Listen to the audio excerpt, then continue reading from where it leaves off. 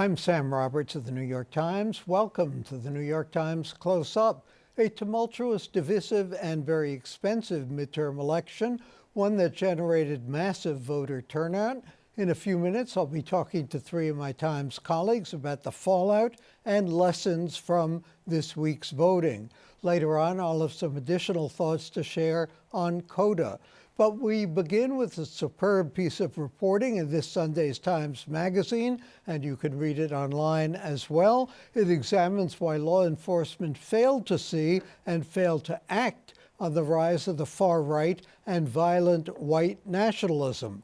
Although the article has been in the works for quite a while, it comes on the heels of the slaughter of 11 people at a Pittsburgh synagogue, the mailing of pipe bombs to Trump critics, including former President Obama, the murder of 2 African Americans in a Kentucky supermarket. The article, called State of Denial, the author Janet Reitman joins us.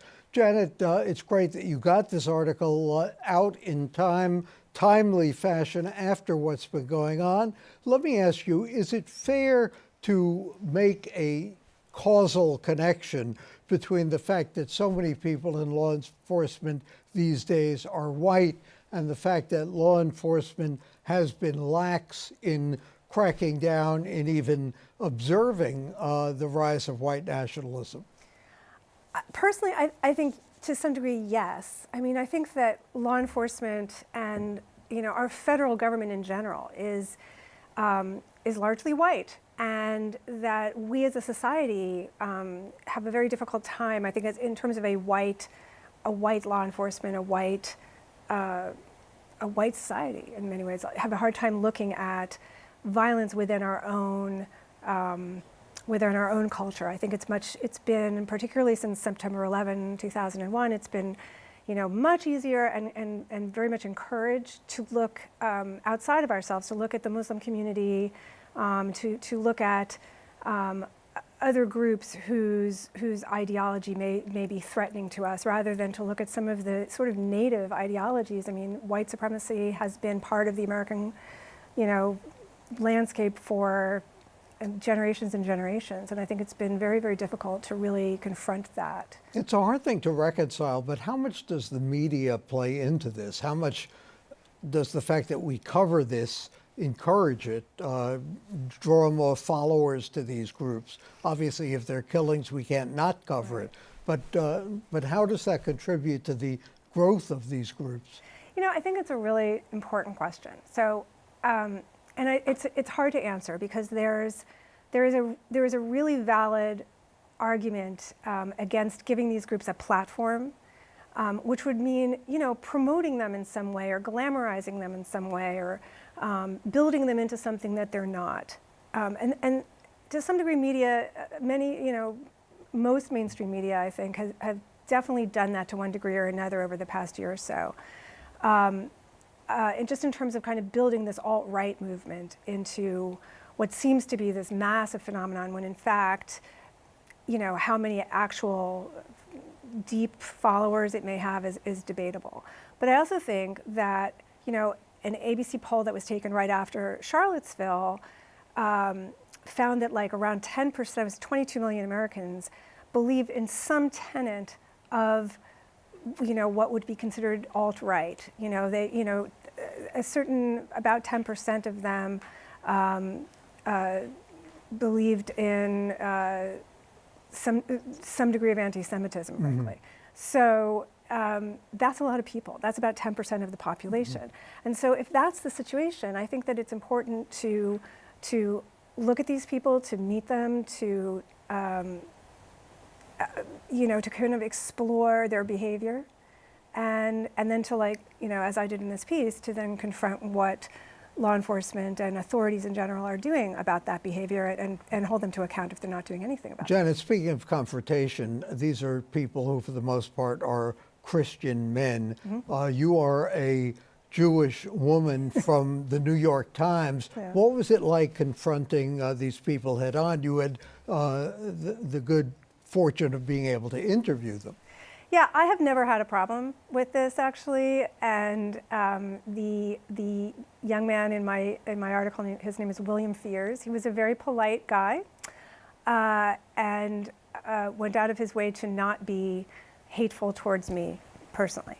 I think this is a tactic that this new movement, far-right movement, uses. They are not, they try to be very polite, they try to seem very mainstream in certain ways, and to kind of do that thing where it's like, well, we don't hate you as a person, we hate your group, we hate your culture, we hate your, your ethnicity, but we don't hate you. And so that, it was that kind of conversation that we had, and I have had no issues whatsoever talking to these guys. That's what you say in a way is so frightening of it. The genius of the new far right, if we could call it genius, you're right, has been the steadfast determination to blend in to the larger fabric of society. So is this a deliberate attempt to, not stand out? I think it's a deliberate attempt to yes, not stand out, to blend in, to become, I would say, to become part of the mainstream, except they really, in many ways, are part of the mainstream. It's the goal of a lot of these people, not all, some of them prefer to stay on the outside of society, but I think that a majority of them,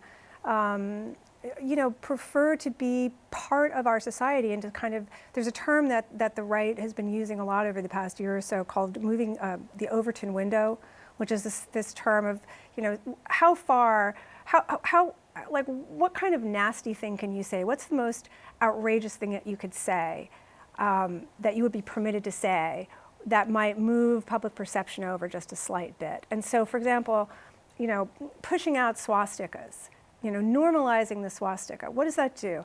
That opens the door for other less, equally outrageous, but maybe a little bit less offensive ideas to kind of come in.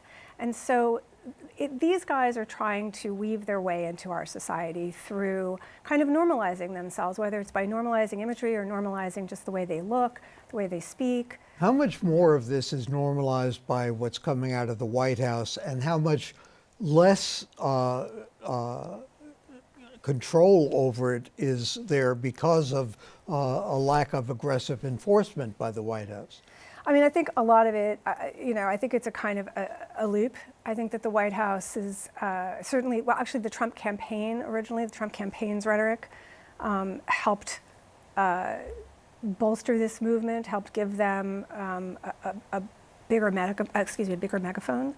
And now I think that, the White House is, it's not at times sort of over dog whistling to this group, and at other times just its refusal to condemn this group is extremely, empowering to these ideas. I mean, it's not even, it's a broad collection of ideologies that the White House has refused to take a stand on, and does stuff like, taking a reporter's question about nationalism or white nationalism and turning it into a racist question on the reporter side. It's this inversion of language that they do that is, it serves the purpose of the white nationalist movement, for sure. Thanks for joining us. Janet Reitman of the New York Times. I encourage you to read her piece in this Sunday's New York Times Magazine, and of course online at nytimes.com.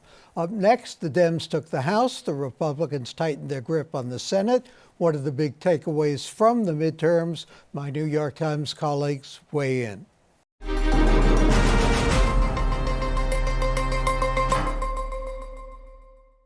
It was a high-interest, high-intensity midterm election. More than 113 million people voted, the first time in history that more than 100 million people turned out for a midterm. The blue states got even more blue, the red states redder, and President Trump's rallies seem to have helped the Republicans expand their Senate majority. So what are the lessons learned from this election, and what should we expect from a divided government? Joining me, my Times colleagues, Shane Goldmacher, chief political correspondent for the Metro Desk, and contributing writers Clyde Haberman and Eleanor Randolph. We know pretty much what happened in Washington. We'll get to that in more detail. But is there a Republican Party left in New York State? Much, much less of one. For most of the last century, Republicans have had a seat of power in Albany, and they lost that on Tuesday in a complete wipeout, frankly. There were 8 Republicans who lost state Senate races out of the 31 who were there. The majority flips from a 32-31 majority for the Republicans, with one Democrat who's been siding with them, to facing a possibility of 40 Democratic seats in a 63-member House. The governor was reelected. It's been 16 years since a Republican won statewide. The Republicans are desperately out of power in New York at the federal level, at the local level, and at the state level. Right, and that's not to say how many congressional seats they lost as well. Yeah, but you know, the last time the Democrats took over the state Senate, what a disaster. I mean, it made a circus look sane. You just, every time you went up there, there were these strange things like a guy walking through the state Senate trying to get a cup of coffee, and that changed the vote and changed the setting for the whole state Senate. And several of this one group they were busy grabbing chairmanships and all kinds of things like that, and most of that group went to jail, a few years later. So the Democrats have a sort of shadow there that they have to keep in mind when they go up there and control Albany, because they can really hand it back to the Republicans, especially. New York State has always done really well with moderate Republicans. I mean, you think of George Pataki, and I thought Mark Molinaro would be into that section of the political spectrum. Although he had all his votes when he was in the Assembly were quite conservative. There's no excuse now for the governor to not deliver on a whole bunch of things. He's been able to use the Republicans as convenient foils and allies at the same time on so many key issues, whether it's electoral reform or whether it's aid to the subways, congestion pricing, which is related to the subways. Time to deliver. Well, will he deliver? Or, I mean, is he now liberated? Will he now do all the things that he promised to do during the first 2 terms that he never got to? Or is he now, in effect, a lame duck that he's not going to deliver on? Or is he now possibly looking toward higher office and doesn't want to be pushed too far to the left? Well, that's the question, but I wouldn't use the term liberated, because it suggests that there's been Cuomo leashed all this. Yeah, I don't buy that, frankly. He's quite a centrist, and he's going to have to be pushed still to do a lot of these things. He's on the center on fiscal matters, on business things. He does not want to alienate business communities, donors. So there are a lot of things to the left. He's going to go left pretty quickly on. There's social issues, abortion issues. He's going to move very quickly and comfortably. When you start talking about rent regulations, when you start talking about land use, when you start talking about important dollars and cents things, taxes, he is going to be at odds with these Democrats. And unlike the Republican majority, they don't need his support to be the majority in the same way, right? The Republicans in recent years had a group of Democrats who were keeping them in power, who were allied with the governor, right? The Republicans never really fought with him the way an opposition party typically does, because they had this sort of symbiotic relationship. These Democrats, especially with this 39-40 seat majority, don't have that same relationship. And in fact, they've already begun flexing their own muscles. The sort of political leader who has definitely butted heads with the governor, Mike Gianaris from the Queens, went out and said, look, he says he wants to bring Amazon and offer all these subsidies. This is my district, and I'm not so sure I like all these subsidies. This is not the kind of thing you heard from Republicans, even as the opposition party with the governor. Well, it's going to be interesting, because de Blasio is going to want his millionaire's tax. I would think the centrist, Andrew Cuomo, is going to block that with his full body, because he's exactly who you said, and he really doesn't want to erode the financial community, especially in New York City. So he's going to be interesting to watch. He promised he wasn't going to run for president in 2020. We'll see how long that lasts. Well, let me ask you, does he have any constituency to run for president? Well, I mean, does anyone out there want him to run for president? Well, he's in a sort of a sweet zone in certain respects, including his age. I mean, most of the other names that are out there are older than I am, and that ain't young. So I think we're going to see a generational shift pretty darn soon in the It depends on Democratic what people want. If they want a sort of a junkyard dog mean politician, he fits that. You know, he could fight. I don't think Joe Biden could take Donald Trump behind the barn the way he promised, but I think Andrew Cuomo probably could. I mean, the short answer to your question for me is no. There is no constituency clamoring for an Andrew Cuomo presidential run. And Robbie Mook, who was Hillary Clinton's campaign manager, wrote a really interesting op-ed today where he said the first thing you need is fans. It's not voters, it's not constituents, it's fans. And now Andrew Cuomo has voters, he has constituencies, he has supporters. He does not have a lot of fans. There are not big people excited, grassroots excitement for Andrew Cuomo. There wasn't in this race, even as he dominated the primary, even as he dominated the general. But he still may want to run on it because he's not going to run for a fourth term. Surely he'll learn from his father's Yes. disaster. In general in New York, Al D'Amato tried for a fourth term, didn't work. Ed Koch tried for a fourth term, didn't work. This is it. In This fact, is without 3 and out. a Democratic Senate, he had no agenda whatsoever that he at least articulated. That's right. What about the fact that Congress, the House at least, is now Democratic, and we have some New York Democrats in real leadership positions? Jerry Nadler, head of Judiciary, Nita Lowey on appropriations, Eliot Engel on foreign affairs. Does New York benefit in any way from this? Is there any pork to be brought home? We haven't benefited yet by having the Chuck minority leader of the Senate. I think the short answer, we certainly have not benefited by having a president who's a New Yorker. I mean, he has been supremely anti-New York on any number of levels. So I wouldn't see any reason for optimism in this regard. And if anything, you know, Amazon reportedly coming to Long Island City, it just underscores how divided this country is. I mean, all the talent is moving to the New York and Washington area in the high-tech business, and you were seeing this reflected in politics. I think by something like the year 2040, 70% of the people will live in 15 states, 30 senators. That means the rest of the 30% lives with 70 senators. Right. Most of them are little cities. It's rather an extraordinary situation. It is. We'll talk more about the midterms in a moment.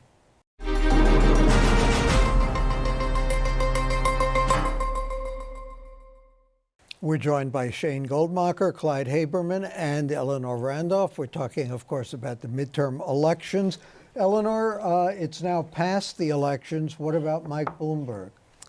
Well, he feels that he did a really good job. He put in over $100 million in 25 Democratic congressional races, and he won 21 of them. And so he feels that he's taken another step, I think, towards being a presidential candidate. I mean, he's taken another step toward having influence, but can he win the Democratic nomination for starters in 2020? I don't think that's part of what he's thinking about.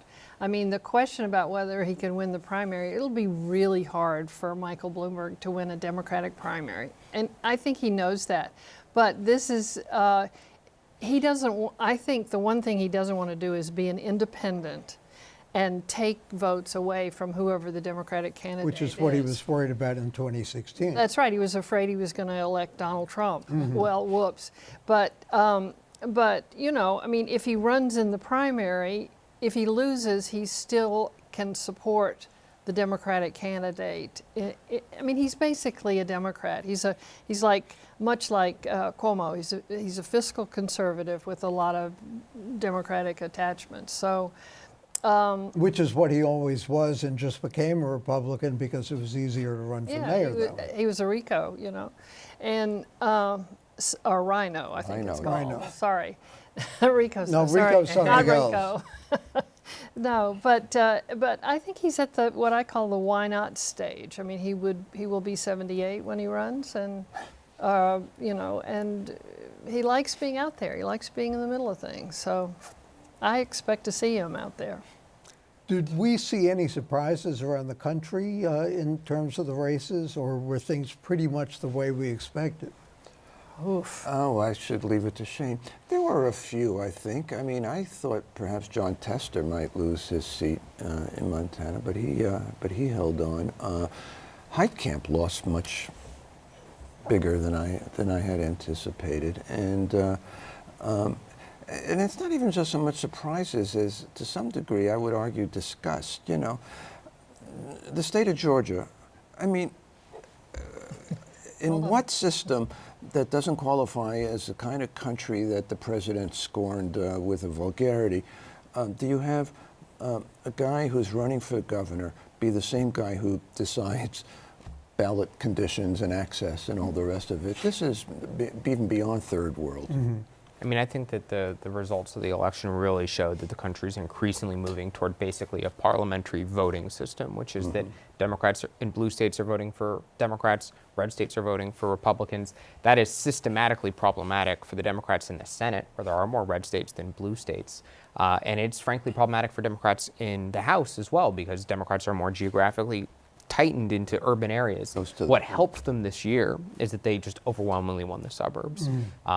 Purple suburbs, red suburbs, blue suburbs. Democrats won all of them. But where they really picked up most of these seats, at least the ones that have been called, are the Clinton districts. The Clinton districts that Republicans were in, I think it's right now 19 of those districts in the House are most of the pickups, right? So they picked off some Trump districts, but for the most part, including a couple in New York, mostly they won the seats that Clinton was winning already. How does it bode for state legislatures and reapportionment after the 2020 census?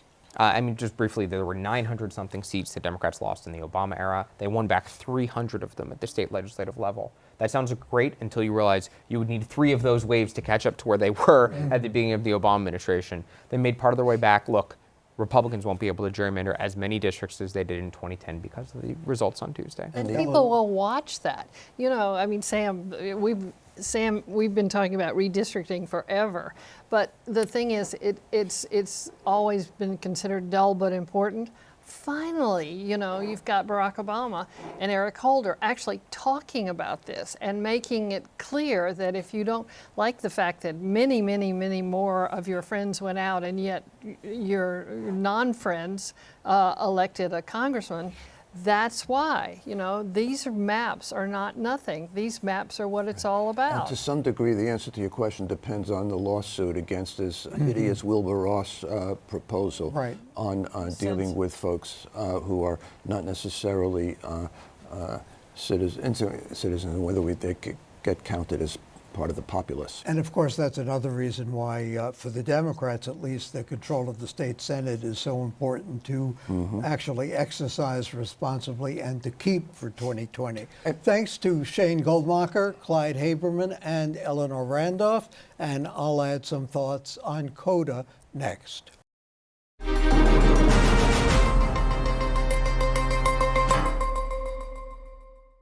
It's the humidity, stupid.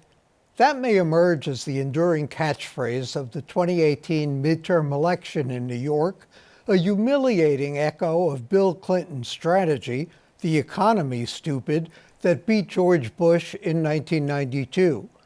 Humidity is the soggy excuse offered by the city's Board of Elections to explain why New Yorkers waited in long lines to vote on Tuesday. The board blamed moisture in the air from your coats and umbrellas for being absorbed by the paper ballots and jamming the aging and finicky digital scanners. Once those ballots were finally counted, 2 results hold some promise that the board's latest damper on democracy will evaporate by 2020. New York City voters approved something called a Civic Engagement Commission. Its name is sound in principle. Its promise of improving the election process, largely by providing more interpreters at the polls, seems pretty minimal. The excuse that jammed machines jammed polling places spoke for itself without an interpreter. Michael Ryan, the board's executive director, said, quote, "When you have no people coming to the poll sites, you don't have lines. And when you have a lot of people coming to the poll sites, you have lines." The other election result that portends a possible improvement is that Democrats seized control of the state Senate.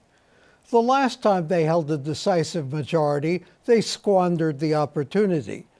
But this is only the second time since the mid-1930s that Democrats controlled the legislature and the governorship.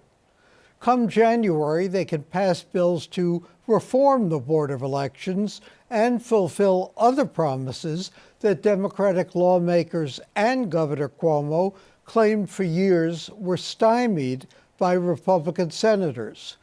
We'll see if they'll be sorry about what they wished for now that the voters have finally called their bluff. For the New York Times and CUNY TV, I'm Sam Roberts.